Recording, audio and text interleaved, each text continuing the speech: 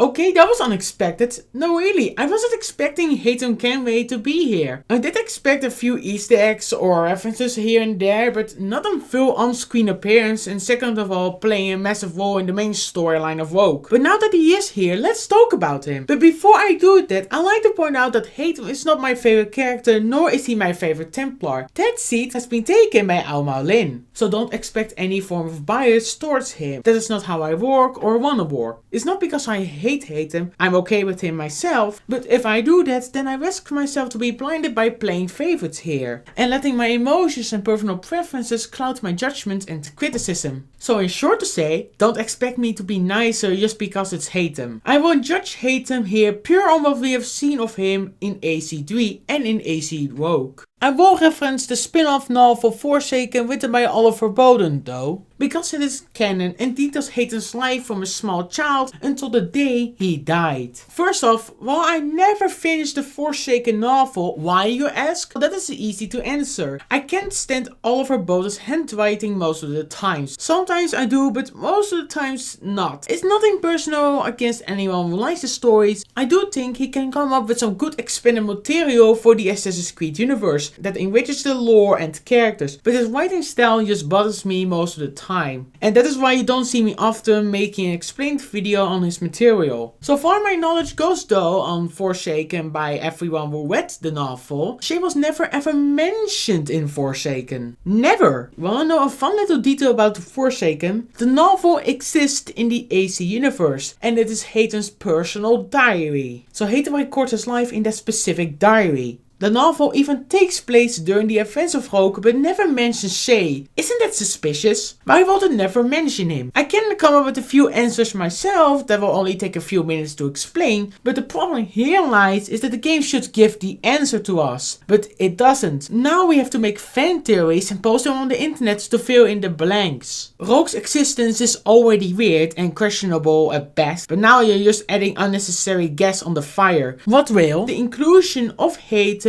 adds to his character here? When we replay AC3, we only gained more information on how Achilles' Brotherhood was destroyed and Haytham's involvement with it, which don't worry, I will talk about that later, and why that is problematic story-wise. Now let's talk about Haytham as a character. Haytham acts a little bit different here in AC Rogue if you compare his character to that of AC3. It's hard to pinpoint out exactly what it is, but let's start with a simple answer. Rogue wasn't written by Corey May, who worked on AC3. Haytham in short in AC3 was basically villain Ezio. Oh, I nearly forgot. There's your knife back. Or something close to that. Well, I'm not saying they're the same character because there are essential differences between the two, like mindsets and backstory. But what I'm saying here is that they are perfect protagonists. Ezio was a ladies' man, rich, charming, strong, skilled, young, a friendly family man, and etc. Haytham is a very confident man who believes in his own abilities, skill set, is most of the time confident in every situation, even the times turns against him. He tries to stay in control in almost every situation, and when he enters a conflict or is put in a dark corner, he still believes he will get out of it. I only wish to return this chest to its rightful owner. Nothing rightful about Mr. Johnson. I won't ask again. Did you think you could escape from London so easily after what you did at the opera? That we wouldn't notice? That we wouldn't follow? Ah, so that's what this is about. He's calm most of the times.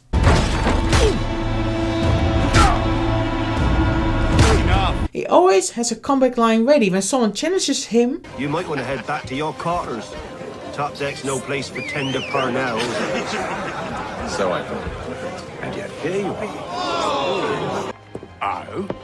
And now? Well, now I'm going to feed you your teeth. Except when someone kicks in a door.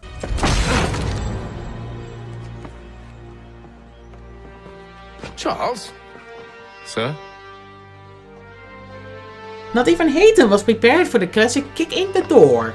He will actively try to get what he wants. He's an elegant fighter and etc, you get it. You could even consider him perfect and as the perfect Templar Grandmaster. So why does Haytham feel out of character here? This is a common topic in the Assassin's Creed fanbase, and I can't answer that perfectly. He seems in character, but at the same time out of character, like something is missing. He is interested in precursor history just like in AC3, and just as confident as he was in AC3, but something is different. Haytham was a man of few words, very direct, easy to understand, and sometimes his face said enough, but in Rogue he talks more. Or it all just has to do with Zio not being around this time, humanizing Haytham.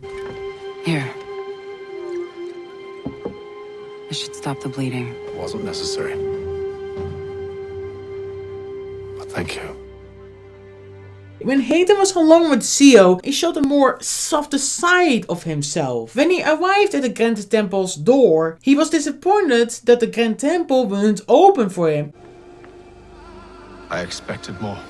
He basically sort of lowered his walls, so to say, against Zio. He was more different around her than with his fellow Templar friends. When he's around his Templar friends, he shows more leadership. When he spoke with his friends about the Grand Temple, we showed once again his confidence and charm. In AC Rogue, we have missions where we work together with Haytham just like in AC3. In AC3, the assistant Connor had missions with Haytham, his biological father, a man who was never there in his life. But unfortunately, the missions where he worked together with Haytham in Rogue don't do a lot for his character, nor challenge Haytham's motivations and belief like they did in AC3. To go more in depth here and to make you understand better what I mean by that, Shay is already convinced that the Templars are good and do the right thing in Rogue, while in AC3 Connor absolutely disagreed with Haytham and the Templar Order. Connor supported Washington and leader, by the way, Haytham absolutely can't stand, wanted dead and found a poor leader. Connor wanted Charles Lee dead, a man who was okay with burning down native villages, and strangled Connor as a child, almost killing him. Haytham fully supports Charles Lee. Get it? There's hostility between the two and a parallel, but they put aside their differences for a common goal. A truce. Perhaps some time together might do us good. You are my son after all, and might still be saved from your ignorance. During their cooperation, Connor tried to save Haytham's life, even though Haytham is a Templar and he is an assassin. Another thing I like to point out, Haytham left Connor behind immediately when conflict happened. What? You mean just leave now?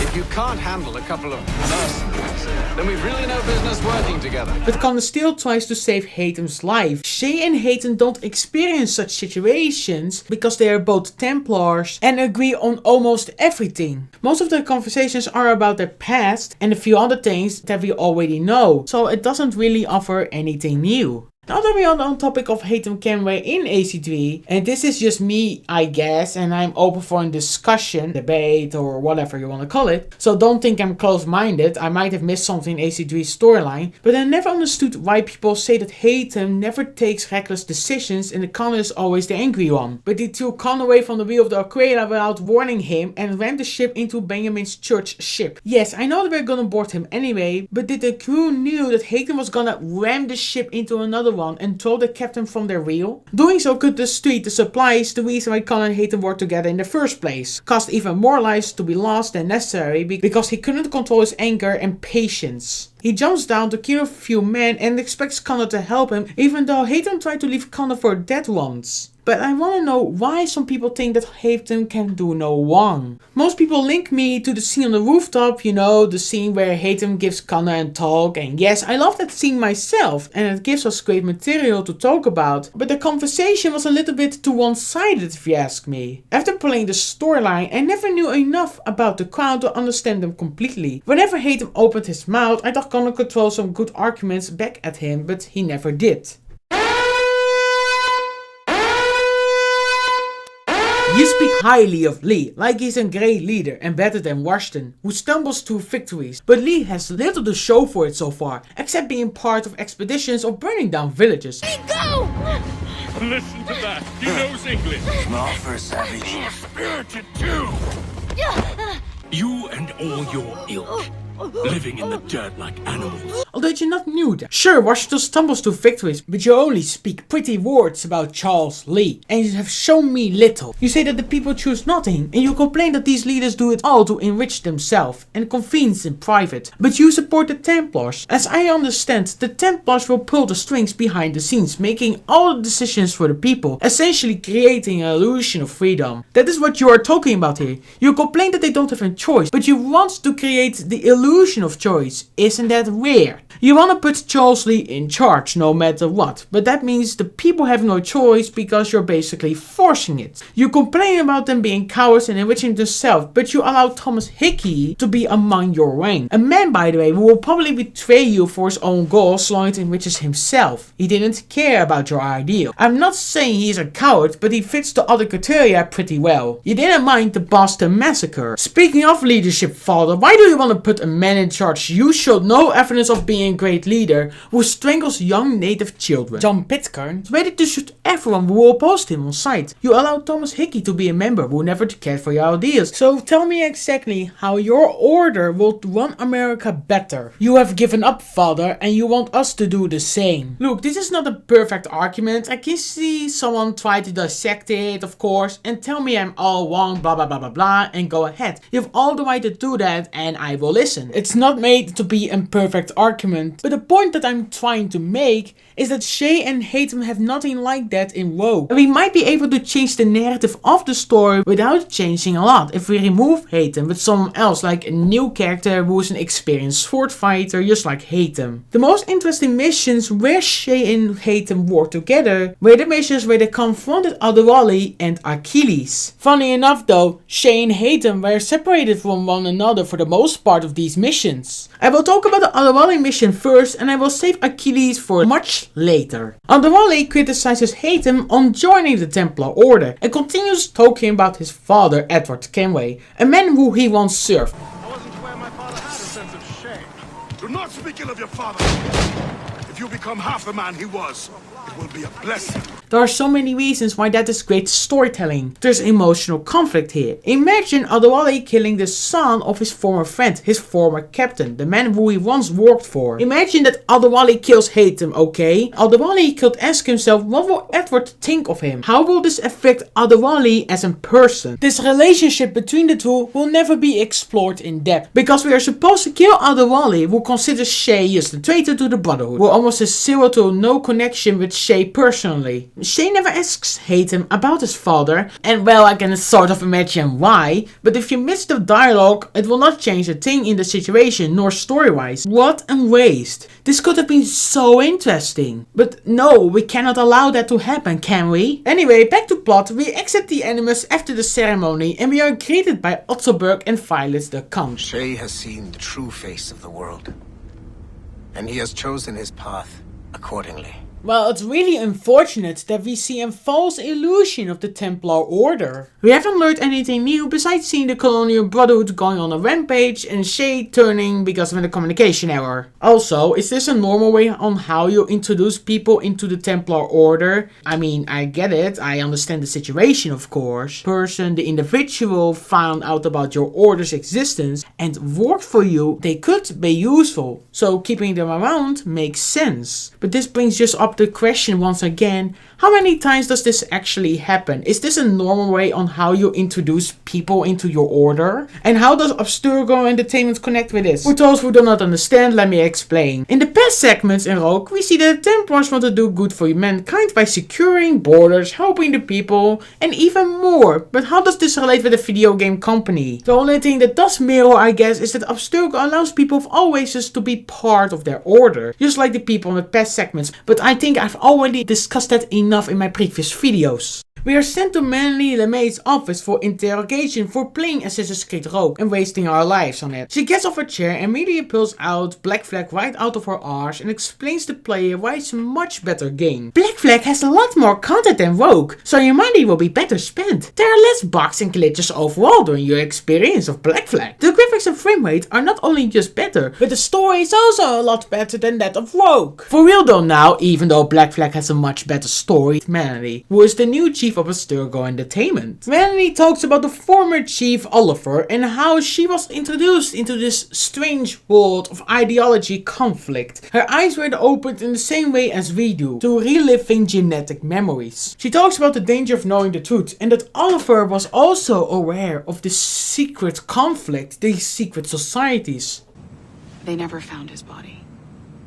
But what I'm more interested in is on how she would have reacted to the existence of the Templar Order. Remember, Melanie is Mrs. Melanie LeMay, super chipper overachiever. Stay positive. Who can even smile during a situation where an entire building needs to be evacuated. She's just too positive. Can you imagine her reaction to finding out that she has been lied to for decades and everyone around her? Another interesting thing to point out is that she says that Oliver disappeared. And here's where it gets a little bit crazy. So we have seen what happened to Oliver and we know what happened to him. Sort of. It's hard to explain. Have you ever played or watched Watch Dogs 1? So here's a small spoiler from a side mission that has nothing to do with the main storyline. In Watch Dogs 1 we play as the hacker Aiden Pierce and accept a mission to attack a convoy. This convoy protects Oliver himself and we are only allowed to knock him out. This is not the first time something insane like that happened. In Assassin's Creed Black Flag's Modern Day you can find files that are related with a corporation named Bloom. And for those who are uninformed, Bloom is basically the main villain force in the Watch Dogs franchise. So basically, the franchises are linked and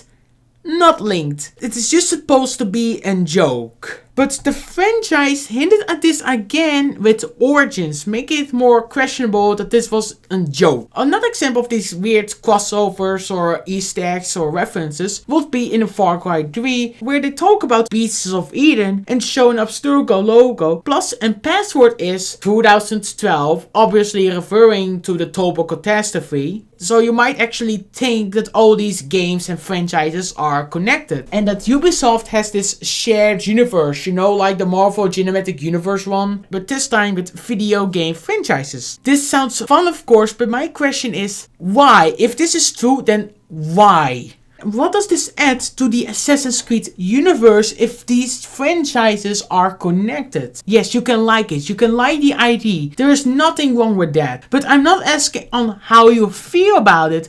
I'm asking what is the point and what does it add? So let's imagine right now that Watch Dogs is canon to the Assassin's Creed universe. Or backwards, okay? That Assassin's Creed is canon to Watch Dogs. The hacker Aiden Pierce exists and the other hacker Marcus from the sequel exists in both worlds. They are connected and can cross over. Bloom is out there and the hackers group called DedSec2 from Watch Dogs. They can cross over, but what does Bloom and company, by the way, the last breaking in on your privacy, offer to Assassin's Creed? Nothing, because Abstergo already does that sort of thing. We have the hackers group DedSec that doesn't like people breaking in on our privacy and want to reveal the truth to the world, aka they could be the enemies of Abstergo Industries. But we already have a DedSec in Assassin's Creed. This DedSec is a group of truth seekers going by the name of Erudito, who have joined forces with the Assassin Brotherhood a few years ago. So DedSec doesn't offer anything, nor will it even change the conflict between the Assassins and the Templars. It might still be cool to see certain characters interact with the modern assassins, but I'm not talking about what is cool. I talk about the point, the lore, consistency, storytelling wise, identities of both franchises and etc. They do share some themes and settings, I give it that. As an example, both franchises take place in the 21st century with evil corporations as main antagonist forces. Both franchises and main characters have covered the idea of being free by breaking the illusion of control, but that doesn't do and add anything new to both franchises because they already explored that. But okay, let's ignore all of that. Let's ignore all of that what I just said, okay? For what I'm about to say, I want you to think with me. Good? Imagine that Juno or someone else of the first civilization race has taken over the world in Assassin's Creed, which means the first civilization has also taken over the Watch Dogs world, because they are connected, okay? And everyone now is aware of the existence of the first civilization, plus the Assassin and Templar order. But when you play the next Watch Dogs game that takes place during the events of the first civilization takeover, it will mention none of that and completely ignore it. This will break the entire point of a shared universe and the illusion that they take place in the same world. You might say, well, that doesn't bother me, but I don't talk about your feelings. Period. You might still say and try to argue they can still mention it and try to combine the two storylines. And yes, I get that. But if you're gonna put the Assassin's Creed lore in Watch Dogs, then we need to talk about the identity of Watch Dogs. If there is no identity to a franchise, then what stops a mafia open world parkour game like Sleeping Dogs from becoming a full modern day Assassin's Creed game? Both have parkour, so they must be the same, right? Do we need to play as an assassin in each installment now in Watch Dogs? Okay, seriously. Why do I even bother? There will always be that one person on the internet trying to find an excuse for everything I say. Okay, I want you to imagine now that you have never played an Assassin's Creed game before, okay? Like never. And only played Watch Dogs 1 and 2. And you're gonna buy Watch Dogs 3. And it's suddenly about two secret societies fighting against an Homo sapien divineness who created humanity, but they aren't actually gods because men came from science, but we rebelled against our creators and used their artifacts against them. Get it? Imagine if Grand Theft Auto 5 suddenly was about two secret societies fighting against one another. How does this work and fit in the first two games if the world building wasn't there? We can't suddenly change the original plots of the first two games because they were rewriting the entirety of Watch Dogs and its identity. If you're gonna do something like that, then why not just make a modern day Assassin's Creed game? Speaking of canon and shared universes anyway, if Watch Dogs and Far Cry would be canon to Assassin's Creed, then how are we able to follow your storyline if you, as an example, don't like both franchises? You suddenly ask me and others ask, I like to point out, to start with two more franchises, and if they cross over, it could even trigger the fan bases of both franchises. Not only that, but this will also limit your storytelling because the early Assassin's Creed games, so far I know, weren't part of a shared universe, and with a modern day being put on the sideline in every game, there's no real point. What is the point of DedSec or someone like Marcus or Aiden Pierce or someone else from Watch Dogs or Far Cry to appear in Assassin's Creed if there is hardly any modern day? Are we suddenly gonna make references to Far Cry Primal? If this shared universe is true, why does this connection need to exist? I can talk about this for hours. Anyway, because we're doing so well, mainly grants the player niveau through access, but not like there's much interesting stuff in Abstergo anyway. Inside the Animus, the glitch that transported the player 20 years into the future happens again. And don't worry, I will get to that. The game transports us back to Shay right after the ceremony. Haytham questions Shay about precursor artifacts because he himself is interested in precursor technology. Shay explains Haytham about the earthquake temples, and Shay described these temples as trees. These temples hold the earth together like roots. Disturb them and Haiti falls, or Lisbon. Think of it as a metaphor. There's nothing wrong with this description because it's just a short recap for Haytham. Or any other place the manuscript shows. And the assassins are blindly interfering with these structures? Aye. And if we don't stop them, they'll continue destroying cities. I see. So here's a question. So far our knowledge is concerned with Haytham. Haytham is pretty much aware of the Assassin's Creed and its rules, so far we understand his character. Order. Purpose. Direction. No more than that. It's your lot that means to confound with this nonsense talk of freedom. Time was. The assassins professed a far more sensible goal. That of peace. But he never brings up the fact that Achilles and his brotherhood wanted to poison innocent civilians, meddled artifacts that could destroy cities, and etc. This could even be argued as a plot hole or a contradiction if we follow continuity rules. But at the same time, you could ask yourself, did Haytham need to talk about what happened in Rogue in AC3? But if he wanted to convince Connor that the Templars are better, then why not just talk about what happened in Rogue? You are my son after all, and might still be saved from your ignorance. We seek the same as you, boy. Peace, unlike Achilles and his brotherhood you gladly work for. But I must not be surprised. The assassins mindlessly interfere with precursor artifacts that can destroy entire cities. And you yourself started a war. Assassins don't destroy cities, you don't have any evidence. Are you sure? I can try to contact Shay if you want to. Or ask the old man. Did he never told you anything, boy? Do you understand now the problem with leaving things open so people can make theories on it on the internet? Just to fill in the gaps of the story so it can fit better into the canon? I wouldn't be surprised that the writers try to write hate into the plot just because he has an enormous fan base who gladly will buy a game where he is the main protagonist or has a role in. He even appeared in the marketing material, remember? Colonel Monroe spoke highly of you, Shay. He was convinced you could become the best among us.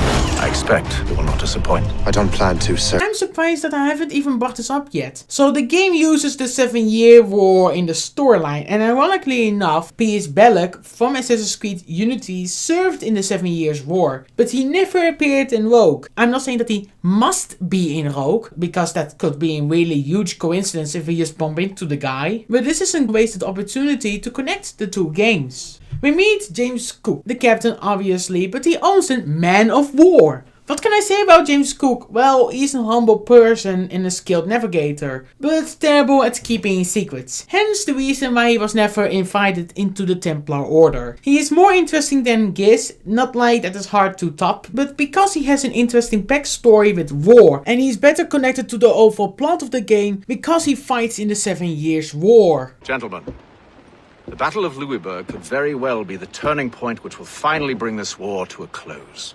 I don't know about you, but I've had enough of war. Then may I suggest you take the wheel, Captain Cormac? I think you might enjoy piloting a vessel with real, Of course, I like to give complete control to a man who I never talked to before. You know, at least in Black Flag, we had a good reason to control Black Flag's ship, and the reason was that Blackbeard and Edward were friends. And of course there was another reason, but we quickly understand that they have a long history with one another, unlike these two. The battle begins. We take down some French ships and eventually Adewale appears, adding nothing to this battle. I'm sure if we removed him from this mission, nothing of value will be lost. He is lucky that we have other priorities at the moment. We defeat the French, but Adewale is still out there. And he is still in threat, so our battle is far from finished. Much later on the Morgan, we meet James Cook again. He gives us information on Adewale's whereabouts. Adewale is currently located at a French fort, probably refitting his vessel. This game really wants to convince us that Adewale went rogue from the Creed. But if you want to convince us that Adewale went rogue, we need to see a bit more. Why would he stop asking completely logical questions? We'll take it from here. Farewell and Godspeed, gentlemen. Along the way, Giz tries to talk about a certain maiden, and fortunately, he realizes that it is irrelevant to the plot and so shuts up. We infiltrate the French fort and meet Adewale, who notices Shay and grabs the rope in front of him to swing to his ship. Now, Adewale got lucky. This only creates a pointless chase sequence. He's gonna die anyway. Adewale could have died here and it will not change a thing story-wise. So, let's just make it unnecessary longer. Also, Adewale, why do you not just stay at the fort and fight back? Shay is outnumbered here. Kill him, Adewale. This is the perfect chance. At the fort, Shay is an intruder and Adewale isn't so far our knowledge goes. Will this not give Adewale the high ground in the battle between the two? It's over, Anakin! I have the high ground! You underestimate my power! Don't try it!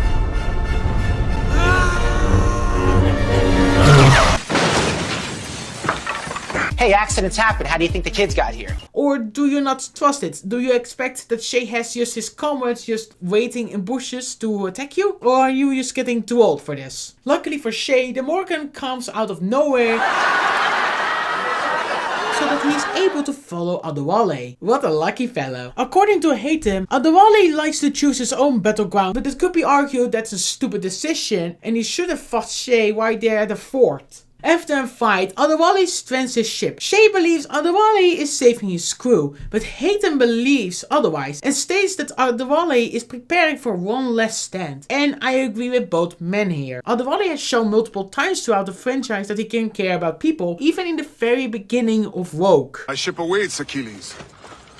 The people of Haiti will make good use of your supplies. And by one last stand, he might be able to fight off his attackers and survive with his crew. So I agree with both men here, but unfortunately that's where the conversation ends, with Haytham having the last word. So take that as how you wish. Speaking of Adewale's crew anyway, I'm surprised that most of them aren't black or ex-slaves. At the end of the storyline Freedom Cry, he still wanted to free other slaves. So wouldn't it make more sense that most of his crewmates are escaped slaves who joined him to free others? I'm not saying his entire crew must exist out of ex-slave, but wouldn't that make more sense? It doesn't change much of the current storyline presented to us, but once again there's a missed opportunity here story-wise, by not making many or most of his crew escaped slaves. Imagine that Adewale is just sitting there waiting for Shay to come, and we hear him talk with one of his crewmates about their first meeting and how loyal he or she is to Adewale from freeing him or her from the plantations or just a slave camp or a slave trader. We can hear another slave talk about how he will protect Adewale with his life, because Adewale was the first man who showed him or her what freedom is and what it feels like. Adewale offered this person a new life, and choice, and path. Showed this individual that there is hope for a better future. But no, maybe they didn't make most of his crew ex-slaves to prevent controversy? I don't know really. It is just a wasted opportunity. After making your way to Adewale, you can either stealthily kill him, run after him, or face him in combat. The problem with the latter is that the game isn't designed for one-to-one combat scenarios, making it far too easy for you, the player, to defeat Adewale, who can take on multiple opponents at the same time.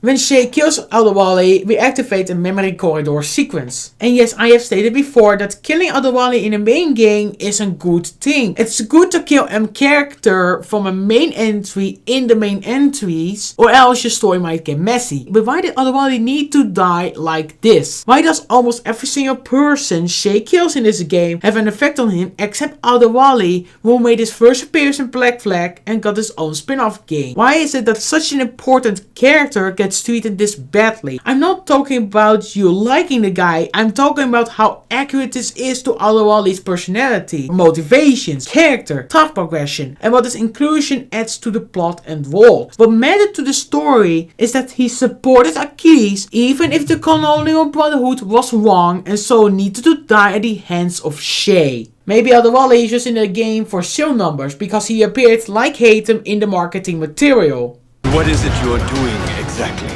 Stealing from your brothers? Betraying me? The two have a conversation where Shay reveals that he will kill every last man who defends Achilles if he has to. Adewale places his hands on him and says, "You have become a monster, Shay." By the way, I remind you, this is how we treat previously established characters, treating them like shit. You have given an old man hope that all is not lost. Haytham appears in the memory corridor and says, "Come." The job is finished, and so they move on. And that, my friends, is the death of Adewale. I will kill every last man who defends him if I must.